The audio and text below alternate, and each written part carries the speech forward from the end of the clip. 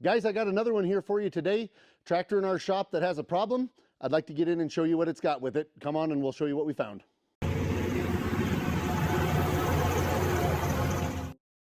All right, guys, so this one here is a 574 TYM.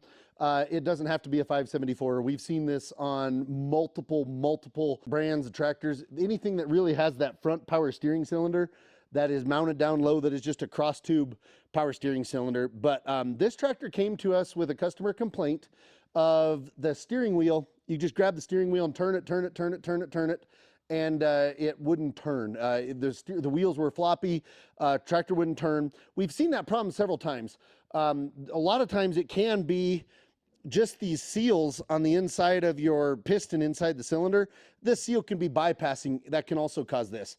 But there was one more caveat that he kind of put with that, and that was that the steering range had changed.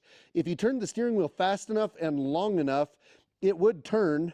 But instead of maybe now going however many degrees it went to the left and however many degrees it went to the right, that had changed to where it went a pretty good direction to the right, but now it was getting limited to how far it would go to the left. That's a different problem. It's still kind of the same, but it's a different style problem. But we've seen this a whole bunch of times, and I'll explain some of it where some of it doesn't make sense, but the rest of it does. And like I said, as far as recreating the CSI side of what happened to cause that problem is a little bit odd. But anyway, we'll show you. This is the tube. So if you look at the cylinder all put back together, this is your one side of this that gets put on your tube this way. This is the other side of that. This rod goes inside there and pushes the cylinder both directions out, and you have your tie rods out here on the end like so. Well, like I said, if you have this seal bad inside and you put oil to this side, the oil will go around, go right past the piston, come right out the other side, and you'll be turning the steering wheel like crazy, but the wheels won't be moving, or very little. And that's where you get that real a weird steering, to where you turn it, and you might get it to turn, but then you quit turning and it kind of comes back and tracks to center, or it doesn't turn at all. And you just sit there and you're crank. This one, if you look inside, and I'm going to try to show this is so that you can see it on a camera. So if you look down inside there, the terminology that we've used for it is the tube is made pups. But if you look in there, there's big mounds down inside there on this tube. And what that comes from is this rod has been flexed and pushed, and now this piston has been forced up into the wall of the tube and just galled all the way down the side, and kind of like a cheese grater to a certain extent, it just pushed that material down and then stopped. And that's where you start hearing that complaint about the wheel will only go so far and stop now. It's because the piston can't physically go farther back. That there's stuff in the bore holding it from doing that. And this is a little hard to see. I don't know if Chandra can show you that. If you look down this tube, especially about right here, stay back away from it a little bit and look down here. This rod is bent. There's a bend in it right here. And it's no longer straight. And that's what caused this, this problem, is this rod actually got bent. So this one, like I said, we can tell you exactly what happened. The rod got bent. The piston got in contact with the tube. It scraped down the side. It made those little pups inside the tube. Now when the piston goes over, it hits up hard against them. That's why we don't have the range. It's also why we don't have the steering, because if you look at this, it just galled this two pieces down inside here. It got into the rod.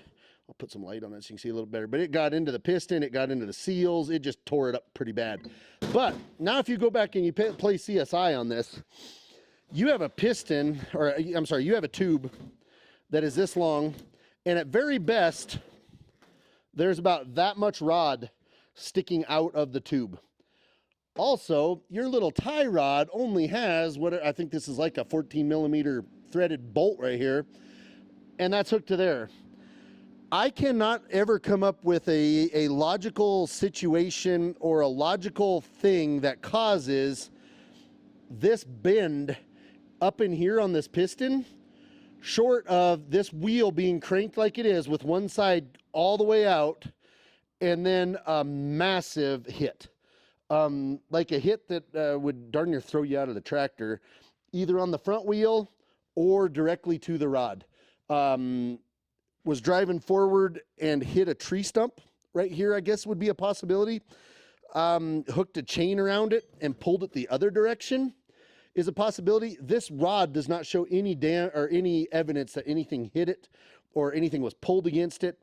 But that's the one that, like I said, is kind of an enigma to us once in a while, is what caused that rod? Because this is like, I would guess it'd be about 1 1/8, 1 3/16 rod. It's metric, but right in that ballpark. And it's literally flexed, oh, probably a solid 1/8 to 3/16 of an inch. I mean, it's got a pretty good bend to it.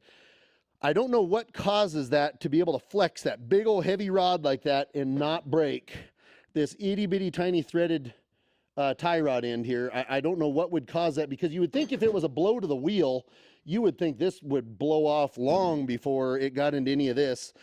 But if it was a strike situation, you would think you would show damage on the rod of some type of a hit, some type of a pull, which this one here, the chrome is nice on it. But anyway, that's not really the whole point of this, is why it happened. The point is, how do you fix it? The bad part of it is a full replacement. It's a full replacement of the cylinder. A lot of these guys do not sell this tube nor the rod. Plus the rod got into the edges here pretty bad, so you would actually need one cap, you would need one tube, you would need one piston, or one whole rod and piston plus a seal kit for it. So in this particular situation, this is a full replacement new cylinder, which is going to come with all this assembled together like that, and you're going to use your old ball joints and tie rod ends on it. But this is something, if you have that problem, this is what you're looking at. It's not a horrible problem to get off. You got to pull the 4 bolts, you drop it down, you got to get your tie rod ends off of it. You'll get that off, you'll get the cylinder out, you'll pull it down. You can pull it apart like this and see if you have that same problem with those pieces up inside of there. But this is something, if you're experiencing that and you're wanting to know what caused that, what do I need to do to fix it, this is what you're looking at. And this one would be presented with a steering wheel that just cranks and cranks and cranks and cranks and cranks. Might turn, but then you're losing range of steering to it. It's hitting hard up against something and won't steer the rest of the way. It might even go all the way the other direction, but it's hitting up hard against that one side. This is what you're looking at. This is something that we can sure help you with on the parts side as well. So if you have a TYM or a Branson tractor, this is the ones right now that our website is focusing on. Eventually that will go into Mahindra and the other lines of tractors that we sell. But if you need a full replacement cylinder like that, let us know. We'd be glad to help you. You can get on our website, our parts website, which is varnerparts.com. We would love to ship one of these out to you. We keep a lot of this stuff in stock that we could just go ahead. You can make an order online. My guys will fulfill it. They'll send it right out to you. We can even expedite some of that stuff next day, second day, to get it sent to you, or we can just send it regular ground. But this is what you're up against. This is what you're looking for on this little repair.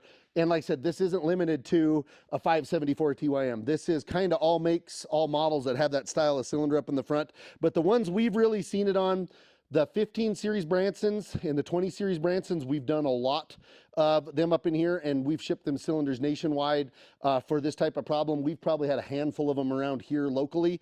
TYM stuff, we don't sell as many. Or we don't have as many of the TYM tractors around, because we were originally a Branson dealer, not on the TYM side, but since they merged together, we're getting more involved on the TYM side than we originally were. But this is what you're looking at. Guys, if you like this type of content, if you like us to be able to explain stuff like this that we see in our shop and in our industry, we would love to make this type of content for you. If you wanted to leave us comments of stuff that you would love to see in that, if you have a 574 and you got a problem, if we see it in our shop, we'd be happy to pull this out and show it to you. Leave us a comment down below. Show us what you would like to see on that. Also, if you'd like to subscribe to our YouTube channel, if you'd like to subscribe to our Facebook, go ahead and do that for us. Hit the notification bells on them. If you'd like to look at any of our other stuff that we've already previously posted on YouTube and Facebook, we got a big selection of that type of stuff on there, and we're posting stuff daily. But we'll see you next time. Thanks for watching.